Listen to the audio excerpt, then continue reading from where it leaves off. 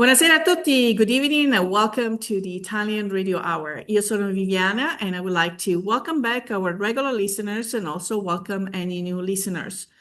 Also be sure to like us on Instagram and Facebook at Italian Radio Hour and subscribe to our YouTube channel to catch up on any past video interviews.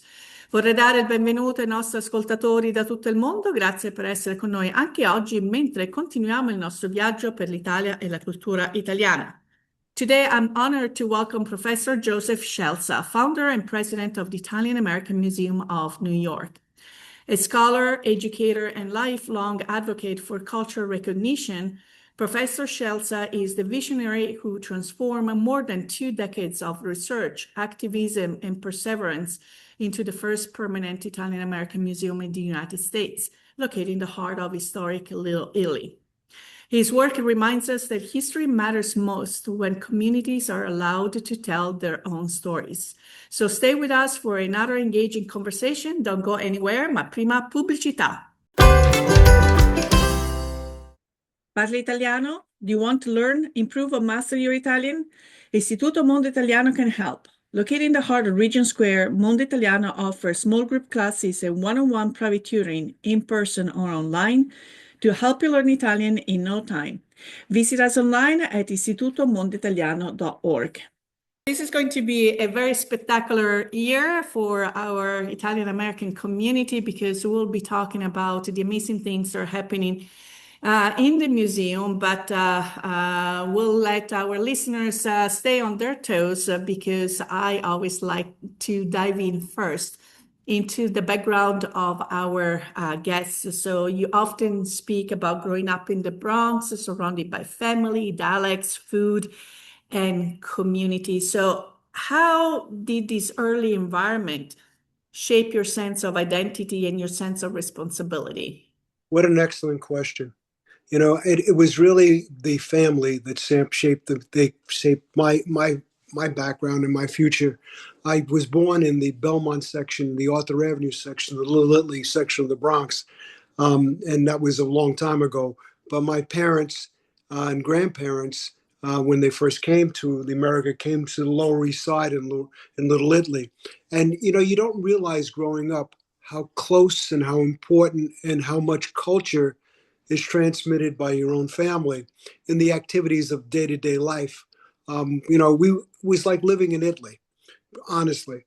We had it, you know, we all lived, I had my aunt and my grandparents, Nonna and Nonna, Nonno, also lived within like half a block of each other. And we had a house in the Bronx, and it was almost like a house in Italy. Everything was made homemade, fresh, daily, and you just took it for granted that this was the way that life was and that everybody lived, because it was in a very Italian community and everybody was basically doing the same thing. So as I grew up and I started going to different schools, you really learn quickly that, you know, not everybody is the same, not everybody has the same experience that you've had.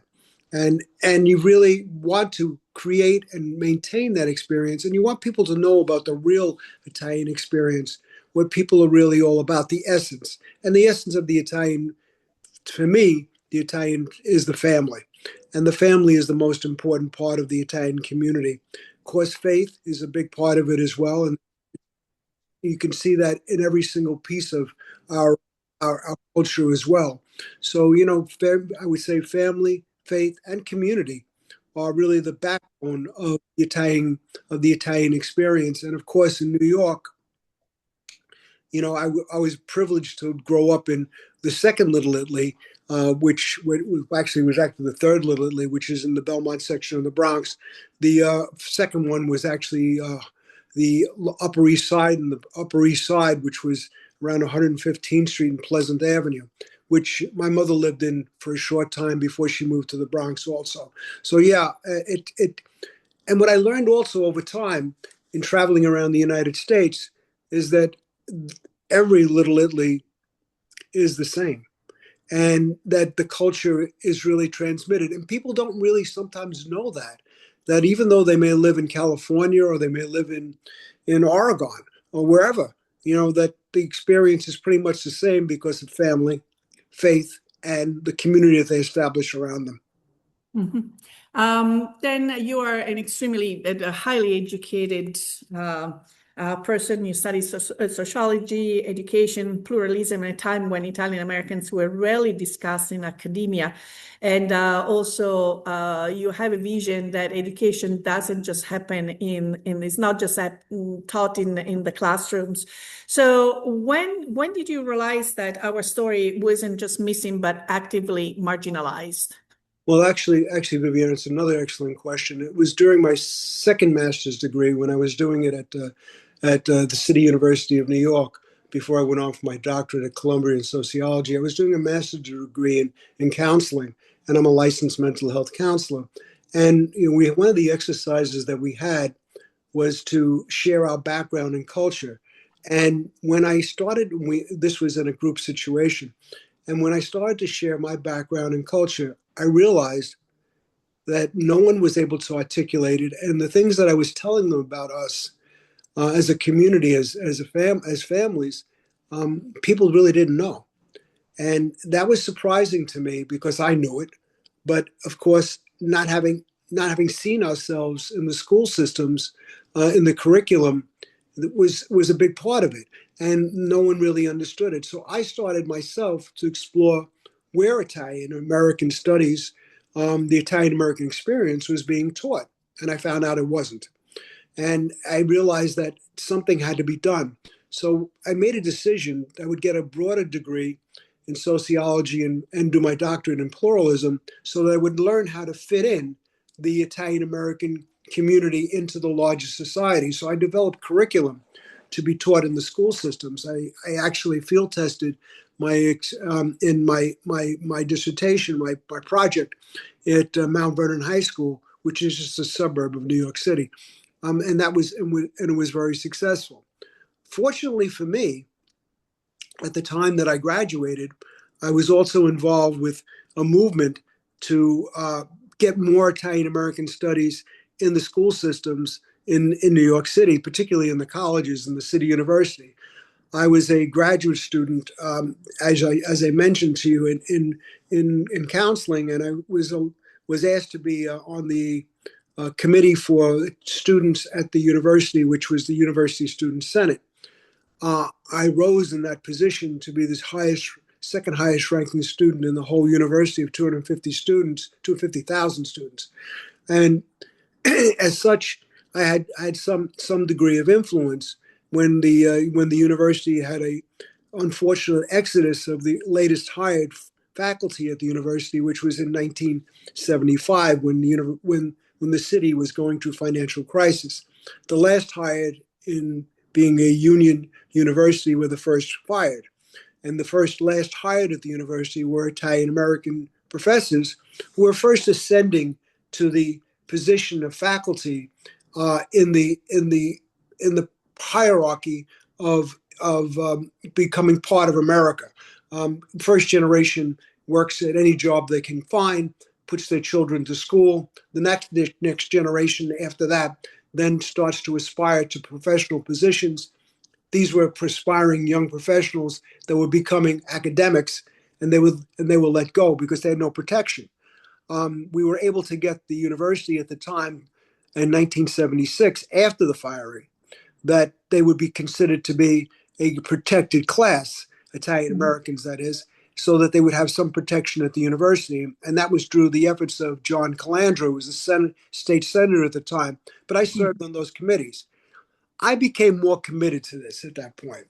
And when he decided he wanted to establish an institute that would work with the university to make sure that there were Italian and Italian American studies at the university in 1979, I joined on and became the first director of counseling, later on becoming the director of the Italian American Institute, and later becoming the dean, which is the institute named after him, the John D. Calandra Italian American Institute, when he unfortunately passed away in 1985. That's the short story of all of this that goes on, but it was all a one building block after the next to getting me to the point to which I became so intricately involved in Italian American studies, and and advocating for Italian American faculty and students in the university systems.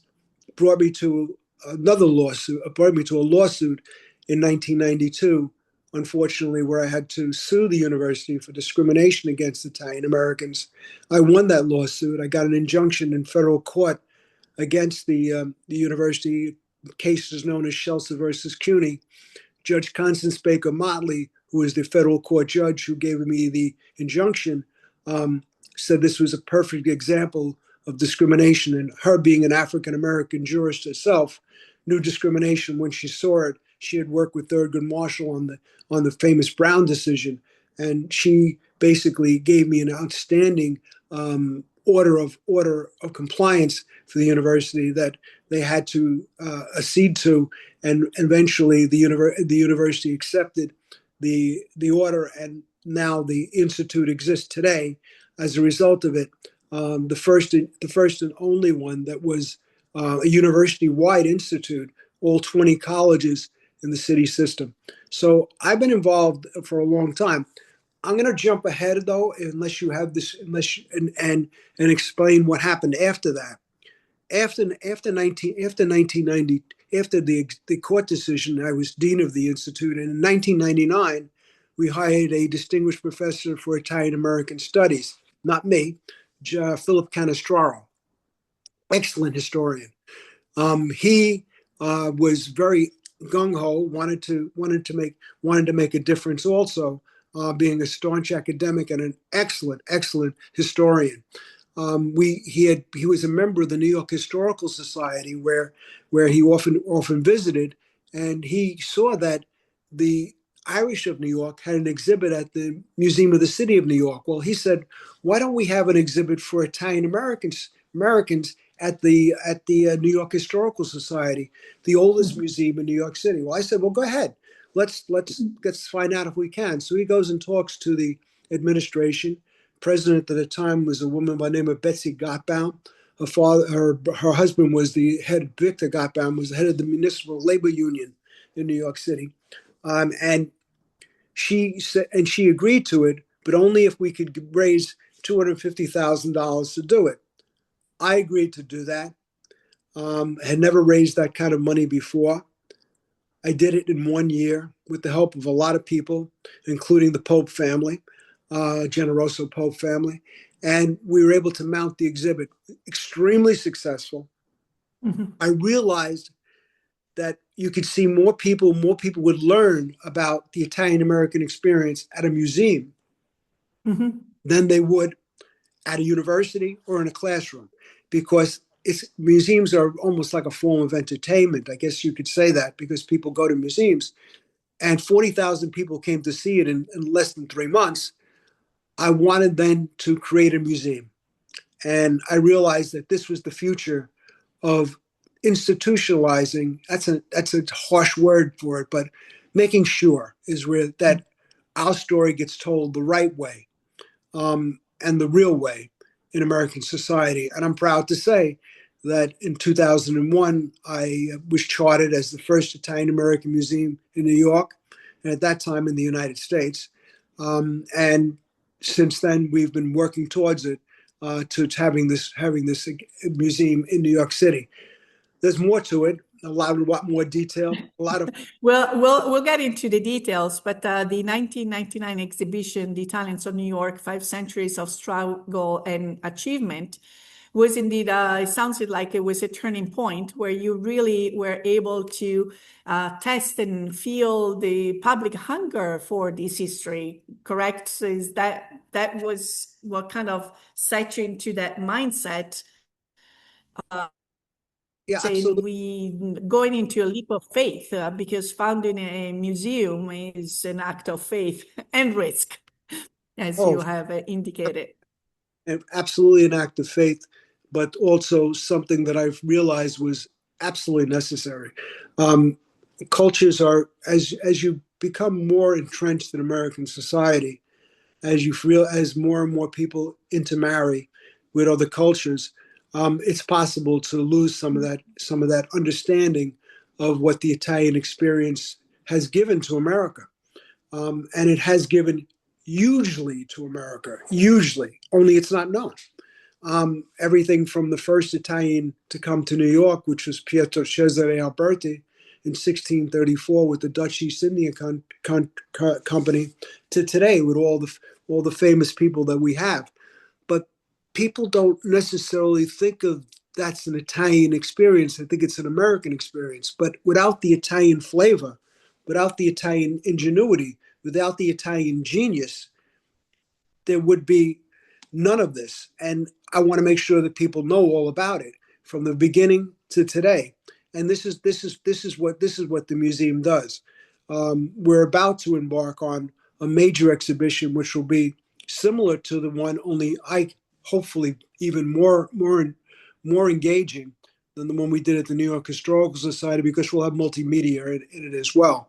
So it'll be something that people will really be engaged in as they go through it. We'll have exhibitions that will trace the voyages of the immigrants to coming from Alberti all the way to the mass immigration, the last major immigration after World War II, and the biggest immigration, of course, from 1870 to 1920. Most people say 1880, but I say 1870 because it really did start then.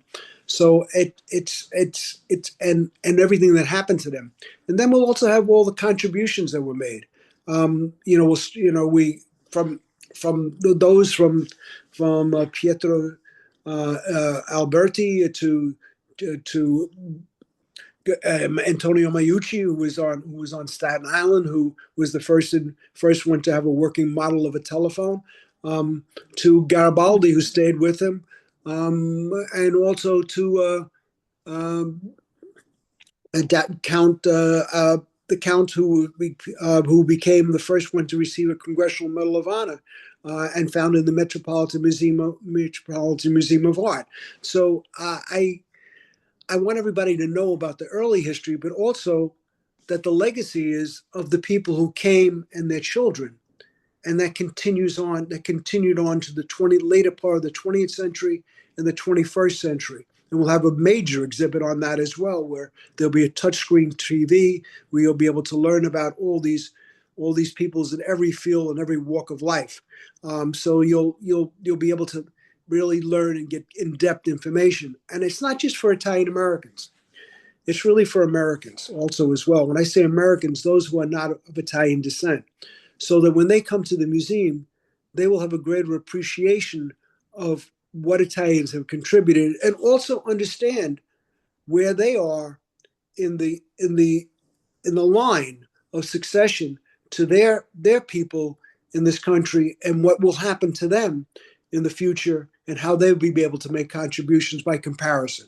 So I think that'll be something that will be very important for people to know. And I think, whether or not you're Italian or you're some other ethnicity, it'll be very, very impactful upon them. And I think that'll make a difference in the future as to, what people think about and know about Italian Americans. Let's talk about some of the ongoing exhibitions, whether they're permanent or what is happening now at the museum. You have a beautiful exhibit on the Andrea Doria's. We actually had the final voyage. We had Pierretta Simpson as a guest a couple of years ago. Tell us a little bit about what museum visitors can expect from these exhibits. Well, the exhibit opened during the summer, and it's still up today. We'll have it up for a few more months, and it's an exhibit that really traces the voyage of the Andrea Doria and what happened to some of its survivors. As you know, most of the Andrea Doria passengers survived. 11 of them unfortunately died, but most of them survived the crash with the Stockholm.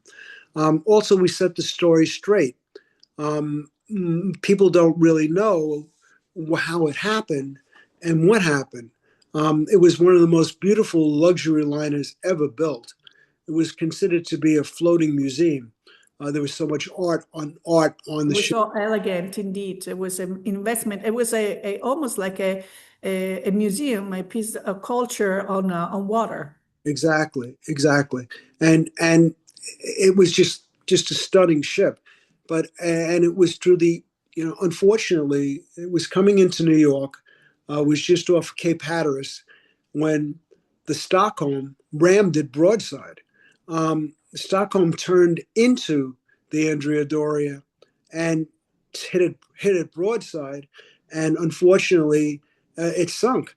Almost all the people on board, except for 11 of them, survived. But it was a terrible tragedy. And Calamari, who was the captain of the Andrea Doria, wanted to go down with the ship. His officers made him leave, and it's good that they did. Unfortunately, because both ships were insured by Lloyd's of London, the insurance company, they settled the claim very quickly without casting any blame on anyone. And Calamari was painted with the brush that it was his fault when it wasn't.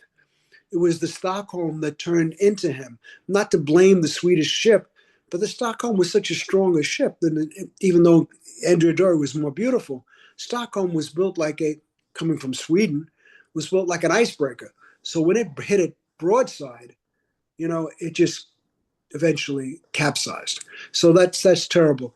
And we have a lot of the artifacts that at the museum from the Andrea Doria that John Moyer, who did 130 dives, Nice. yeah, and he received so many of them. We actually have the bell from the Andrea Doria on display. Wow. Bell at 1952. It says it right on it, Andrea Doria. It's beautiful. It's right in the front of the museum. In the front window, you can see it as you walk by, and it's a testament to the beauty of the ship.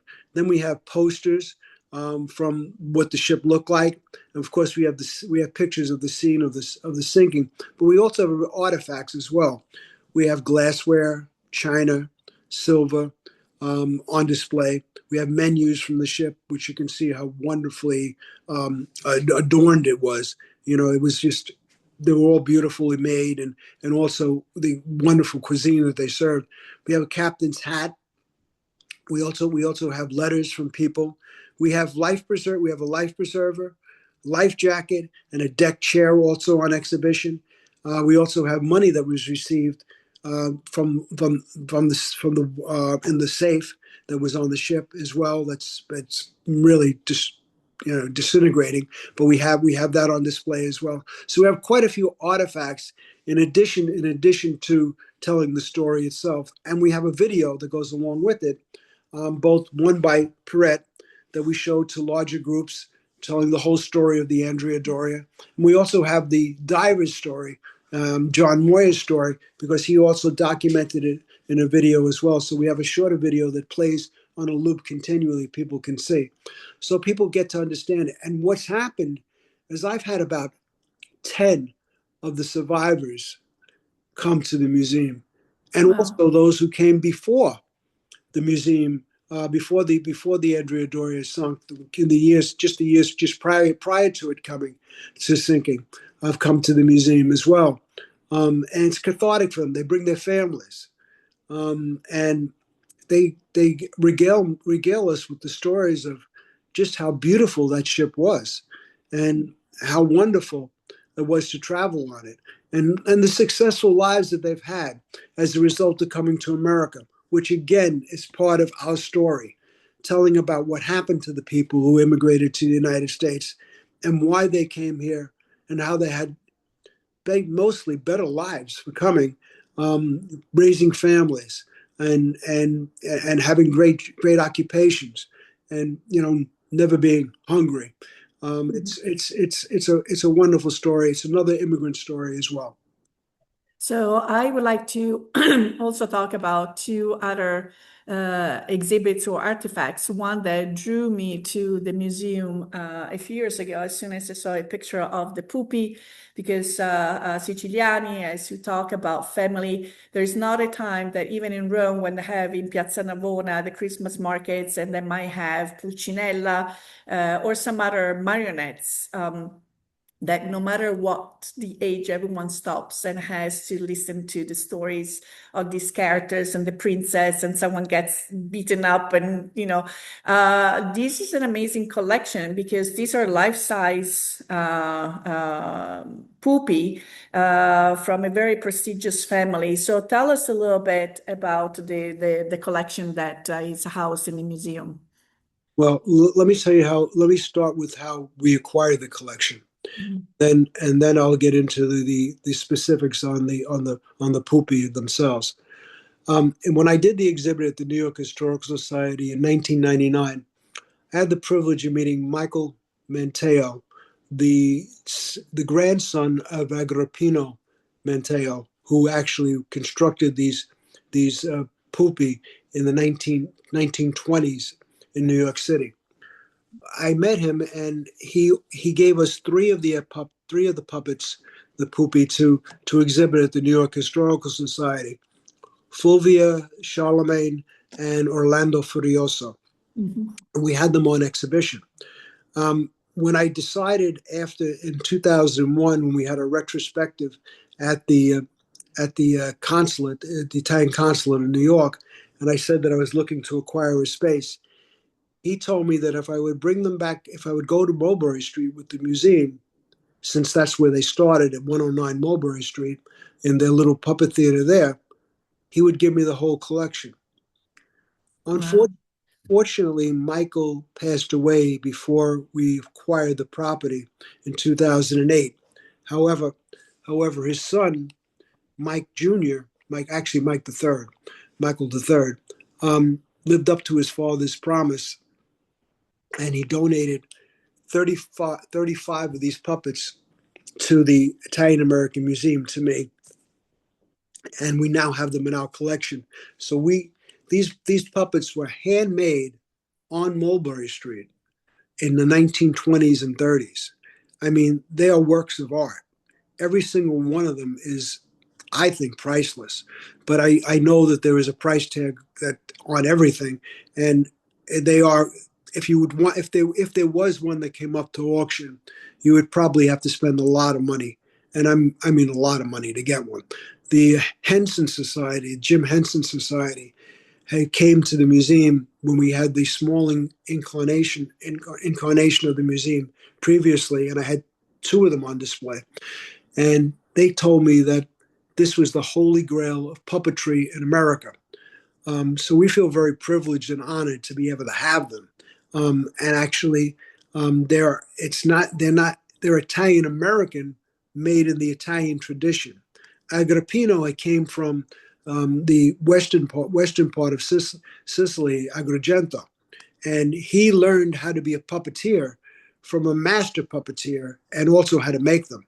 So when he came to the Americas, first to Argentina before 1920, and then in 1920 coming to America, to New York, he was already in love with the puppets.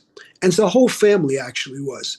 And they just became a family of not only puppeteers, but working people who continued this love, because they went into the electrician business. They became electricians, and by day they were electricians. At night they would be puppeteers, and after each performance they'd have to really work on making sure that these puppets were in good shape, because they would, as you've seen them, I know, the knights would fight with each other on the stage, and they would get basically beat up. Sometimes they'd have to work all night to really put them back together again. But that was part of what they did. They told the story of the paladins, and this was when the time in which the French had occupied Sicily. And and they told the story in 3 years of the paladins. The major character was Orlando Furioso, Orlando. Orlando. And they call him Furioso. I know you know why, but I'll tell your guest just in case somebody doesn't know. Orlando, I love the story, but it's a little sad. Now Orlando was in love, with Agatha, and he wanted very much for her to love him.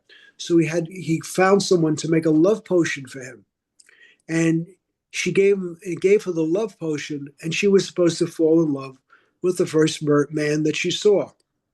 Well, guess what? It wasn't Orlando, and she fell in love with a peasant basically, and Orlando went crazy, and that's why he was so mad and such a furious fighter, so they say.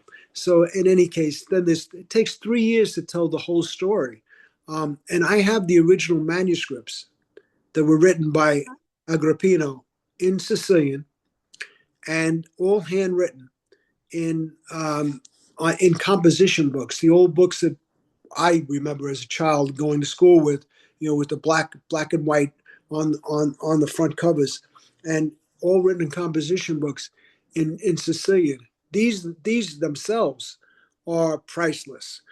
I actually partnered with Joanne Cavallo, who is the president of Italian Studies at Columbia University. She's the chair of the department at Columbia University. So I brought them to Columbia, and we had them digitized so that now they're in the Columbia Library. I have the original ones, but the digitized copies are in the library, so that if anybody wants to go and study about this unique art form of artistry, they can go there and learn about it. And it's part of a major academic institution in the United States of America, the oldest, to my knowledge, program in Italian studies in America. Actually, it was in the 1600s that it was first started. So it could be no better place at Columbia University. So I'm thrilled to have that there. But when you come to the museum, we have 33 of those 35 puppets on display. And we also show a film done by Tony DeNono called Knock on Wood, which was done in the 1980s, he has some historic footage in the film and some from the 1980s in the film, where Mike Mateo's father, also Michael, tells the story of Agrippino and tells the whole history of the family. It's done in a very loving way, and it's done and I think it's very interesting to listen to, and it's also very colorful because they have some historic footage in it as well. I also have historic footage, but of it's 16 millimeter film that was done of them. We don't show that because it needs yet to be put into a digital form, but we have that as well. So this is a treasure, and I can tell you, when anybody comes into the room, they're just like astounded. They can't believe what they see. When you think of puppets, you think of the small ones. You don't realize that in Catania they were very large. Yeah, their size, were human, and it really it took a major mastery and body strength to maneuver them to perfection the way that they did. So, Some of them weigh over 100 pounds. yes, indeed. So we're gonna go in a short break, and then we're gonna come back and talk about another exhibit that tells the stories that sometimes are almost erased. So don't go anywhere.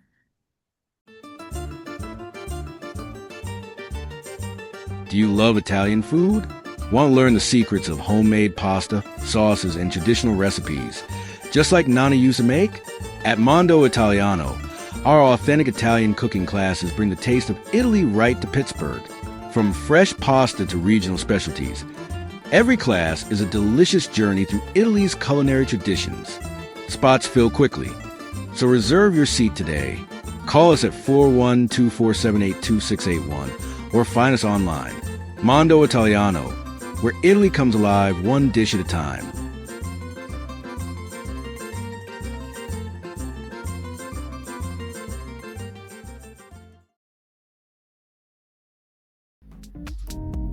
Un caffè, per favore.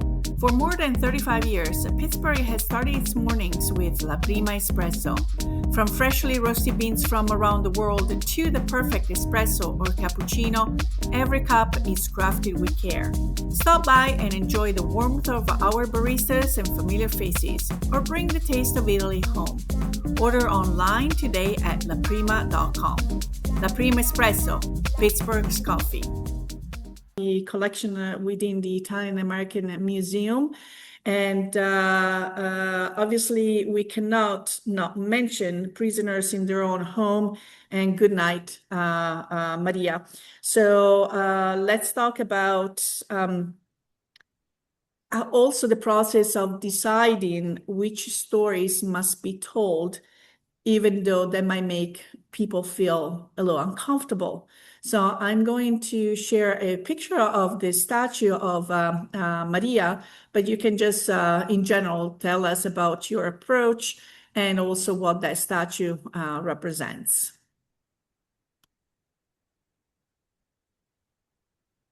So here is our Maria.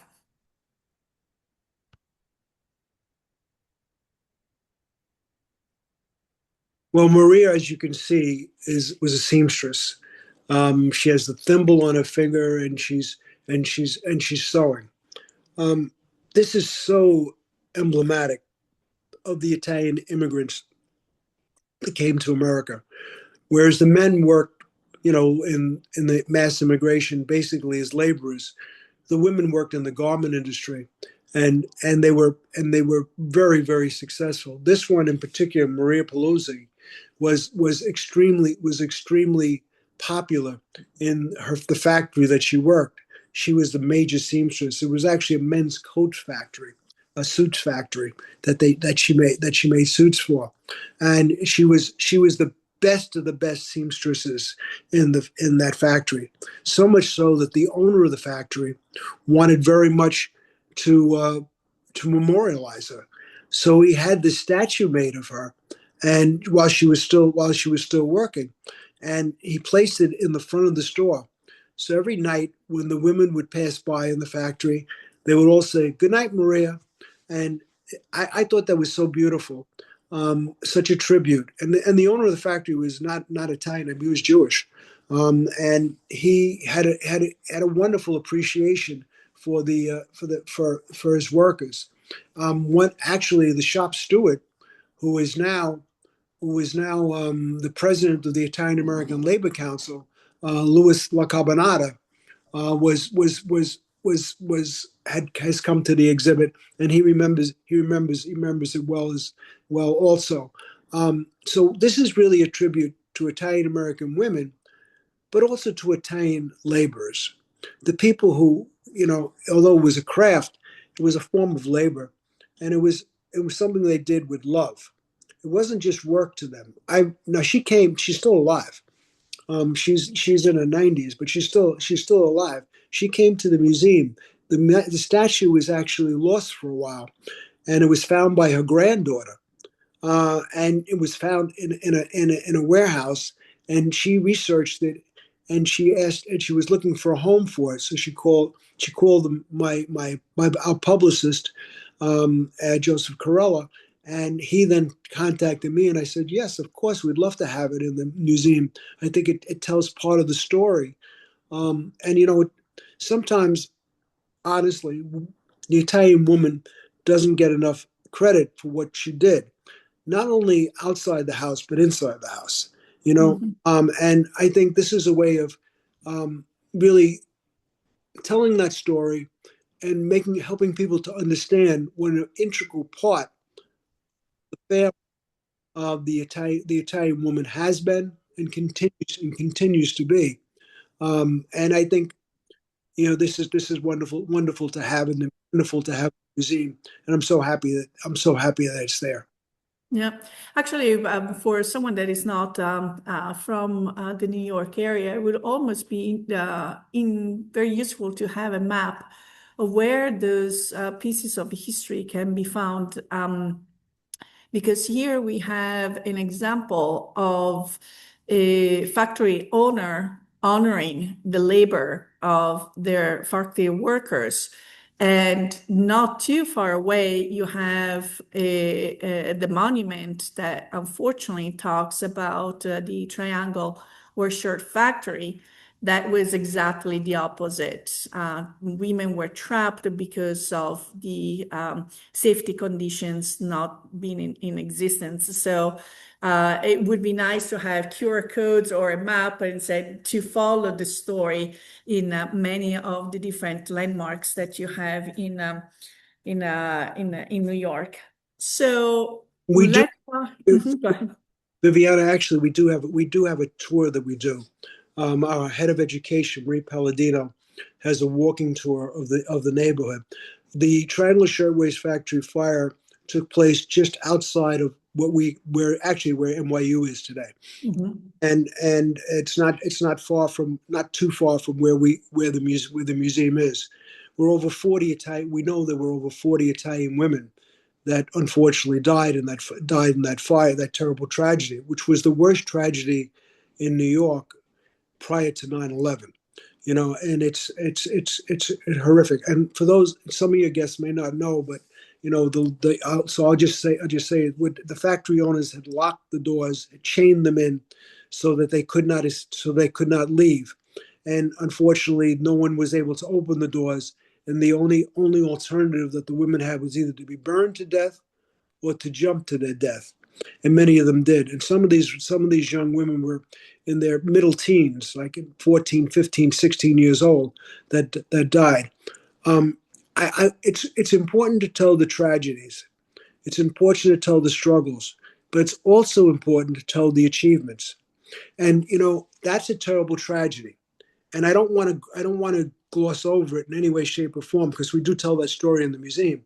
But I want everybody to know that there were others like Maria Paluzzo who were treated with respect by the owners of factories. So there, we have also bad players, but we also have good players. But that should always be seen. If you only show the tragedies, and I don't think that's what Italians are about, really. We don't want to be victims. We don't be seen as victims. We want to be seen as not only survivors, but thrivers, people who have thrived in America, and we have. One of the things about Italian Americans is that they turn adversity into a challenge.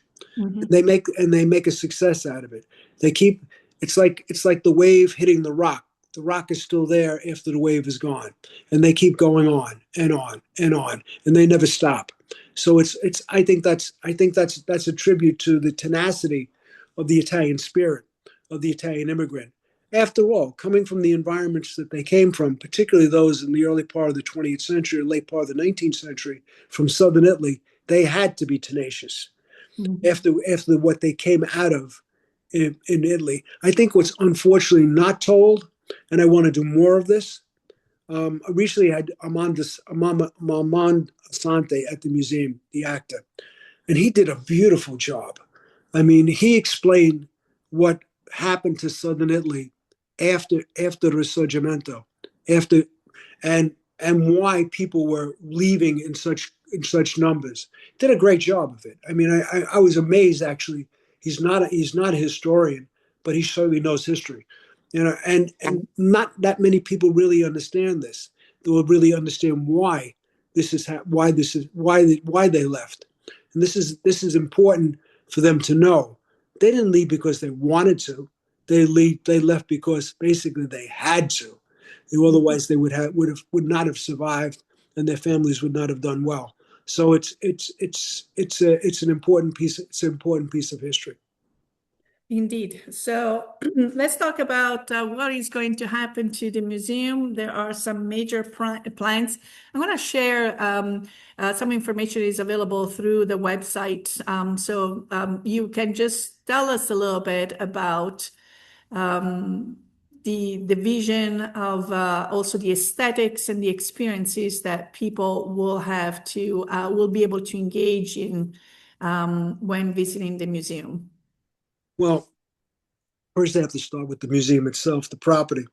We bought the property in 2008 on a wing and a prayer. Four of us put up the resources to put the down payment. I was one of them. On the property, we purchased it for over $9.4 million. This was in 2008. 2009, there was a crash in the market, and we were in trouble. And we realized that we had to do something. So we finally, after struggling for a while, was able to find a developer who would take the property, build condominiums on top of it, and give us back the space for the museum. Oh, there you have the construction site. Okay. Mhm. Yeah. I was following the history, and so I have a couple of pictures, but it's nice to have all the context of the stories behind. Yeah. So we took the buildings down, and although their designer did the condominiums, my designer, my son, Jonathan Scelsa, did the museum itself. It's been said, actually, it was the director of the Immigration Museum in general who came and said it's like a small Guggenheim, and it is. There's very few straight lines inside the museum, and it is quite beautiful. The museum itself, it's very engaging. People come into it. I've had Italians come in, not Italian Americans, and they want to do exhibitions. They want to do shows there because it's not a tenement. It's not the tenement museum. It's a modern museum in the sense of its architecture and in sense of its aesthetic, but in terms of what's in the interior. But the pieces that we have in the museum tell the story, and that was what I always wanted to do. And hopefully I'm going to do it as well, if not, when we did it at the New York Historical Society. When we did it at the New York Historical Society, I had two and a half months to do it. Historical Society. Now we have, hopefully, life to come. So what we have is something will tell the story from the beginning to today, and everything that happened in between to the Italian Americans. Most of it is very positive. Some of it, of course, is not so positive. But I'm sure that in the future, people will appreciate learning about what we did. My son was, as I said, was the architect, and you have the renderings there that you could see of the space. What we had before was on the left, that small little corner, and now we have on the right is that all that space that's there. We had less than 1,600 square feet before. Now we have 7,000 square feet. Wow. So we have with an auditorium, two changing exhibits rooms, and two permanent exhibit rooms that tell the story from the beginning to today. And I think that's what I think people are really going to be shocked. That's pretty much what these renderings are pretty accurate. They're pretty much what it looks like now. And if you've got to just scroll up a little bit more, there's an auditorium, the second floor, with the exhibit space there. And so we thought about this a lot, and we realized that we needed to have a modern space that told a historic story, and that's what we've created. As you could see, it's very inviting, and we've had numerous people who have approached us to do programs there, and of course we just had the Melly Awards there that were done in the museum, and others have come as well. The American Chamber of Commerce has done several, which was established in 1880 in New York, has done several programs. They represent the Italian businesses in New York. So the Italians love it, and I think that's a tribute to my son. Actually, I have to say, because he did such a beautiful job. Yeah, even because, I mean, a museum has to be a breathing space, a living space, Absolutely. It cannot be static. It has, because culture is living and a mix of permanent exhibits that document the past, but then everything else, so the community programming that you were talking about, inject new life, new energy, and also new groups, coming to the museum, because we are at a point where we still have newcomers, professionals coming from Italy, who might not be as interested in knowing about what happened when their ancestors came to the United States, because maybe they might not be from the same geographical area. They might say we're disconnect from the Southern experience because, I don't know, maybe we're from Lombardy. So, and then we have the third and fourth generation of Italian Americans who have still a strong sense of pride of being Italian, but they need more content to justify that pride by indeed reading, engaging in conversations, attending events, lectures, museums, and so forth, to really bridge a little bit. Even because now even Little Italy, for instance, has changed profoundly. So what does it mean to you to anchor the museum on Mulberry Street, where Italians once lived, worked, and became Americans? well, I think having the museum on Mulberry Street was important to me, because it is really what I consider it to be the first home, the first community for Italian Americans in the United States. Everyone, if you ask anyone in the world where the Italians came to, they'll probably say Mulberry Street. They'll say the Lower East Side, Mulberry Street. So it's important for historic reasons to be there. But you hit on a very good point, and I have to agree with you.